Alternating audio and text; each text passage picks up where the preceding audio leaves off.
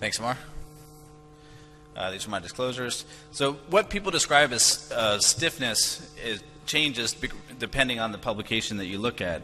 And it's really changed over time. If you look back in 1990, people were describing stiffness as being flexion less than 40 degrees. Now in 2006, people are even just saying that less than 95 is stiffness. And to me, it really boils down to what you need to actually do functional range of motion for certain activities of daily living. So you need 65 degrees of flexion for level walking, 85 degrees for stairs, and 105 to descend stairs or rise from a seated position. And in general, people do not tolerate flexion contractures greater than around 5 to 10 degrees because it leads to gait changes and adaptive muscle shortening. So really, stiffness is the cause for patient dissatisfaction based on what they can't do. And so this is the definition that I use. Is mild stiffness, flexion 90 to 100, extension 5 to 10. These people have trouble going downstairs. To me, these people most of the time don't need a lot of treatment. They just have to adjust how they go downstairs. For the moderate and severe stiffnesses, these are the ones that end up needing an additional procedure. In my hands, flexion less than 90 degrees or flexion contractures greater than 10.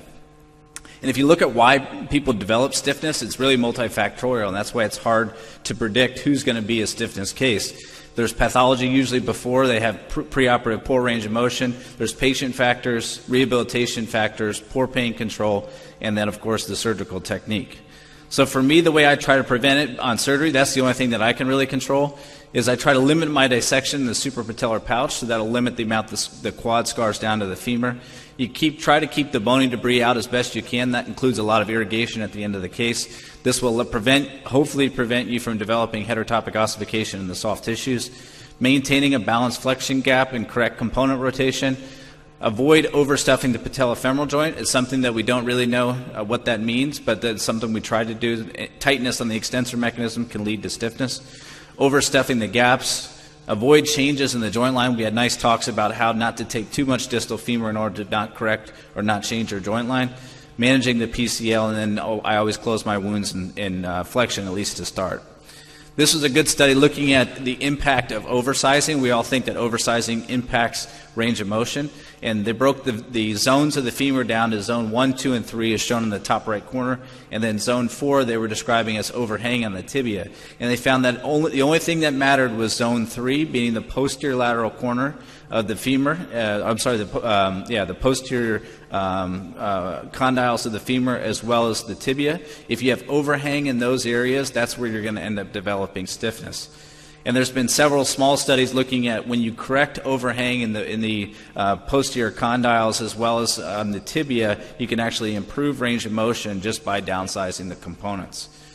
This is a study looking at 52 knees that were revised for stiffness, and they found that component rotation was a big factor of why people develop stiffness, and they found 97% of the revisions for stiffness had internal rotation of the tibial component. So the take-home, as we all know, is that internal rotation is bad and it leads to stiffness, and correcting that can actually improve your range of motion.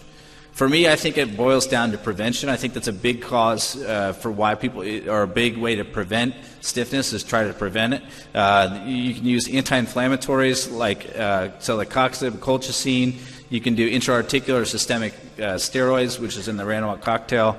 I use aspirin for all my patients for DVT prophylaxis unless they've had a prior pulmonary embolism or a DVT. And then if I'm revising the knee for stiffness, I'll actually do low-dose radiation, and some people are actually doing biologics now. So the way I think of stiffness is that this is a heterotopic ossification of the knee.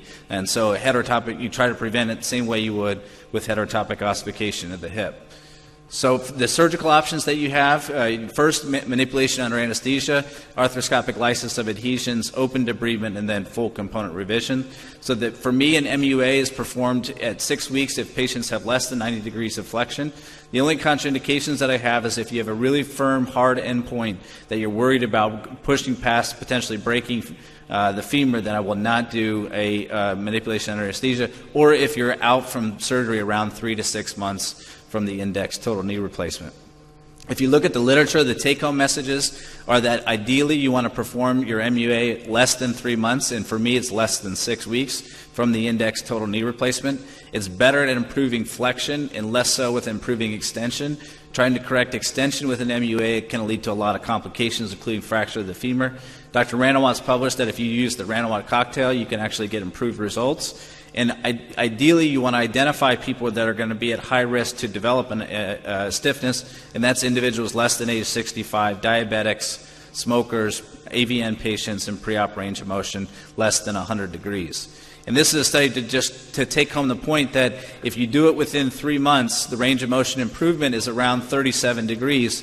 If you wait past 3 months, range of motion gain is only around 15 degrees. So again, try to perform these within 3 months.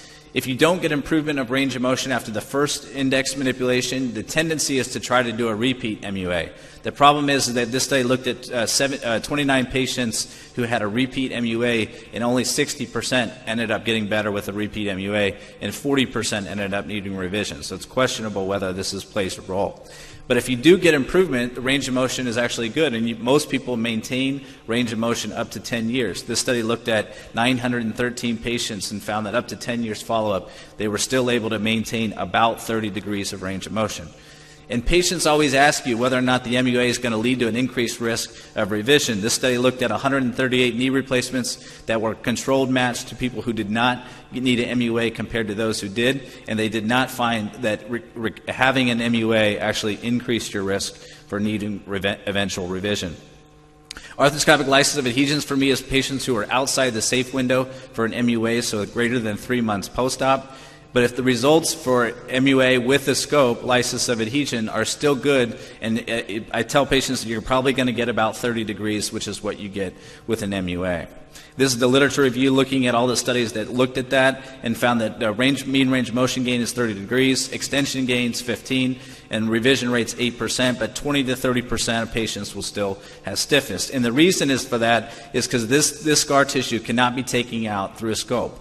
So in these cases, the tendency is to want to try to downsize the poly first. The problem is that downsizing poly has not shown to improve range of motion, although it improves symptoms. But the best treatment for these challenging arthrofibrotic cases is full component revision. So this study looked at severe flexion, so flexion contractions greater than 15, or flexion range of motion less than 75, and they found that they improved range of motion, but most patients are still only able to gain about 82 degrees of post-op range of motion. So you really do have to counsel your patients that these are not home runs. And same with this study, they looked at and found that mean improvement range of motion is only 90 degrees and better if you do it early. And so my protocol, I think the main thing is do an extensive approach with a femoral peel. Post-operatively, I'll give radiation and endomethacin, and because I will do a femoral peel, I'll always use a hinge implant and leave the knee short. So in summary, it's multifactorial. Prevention is key. MUA is successful if done early. Otherwise, you have to consider full component revision. Thank you very much.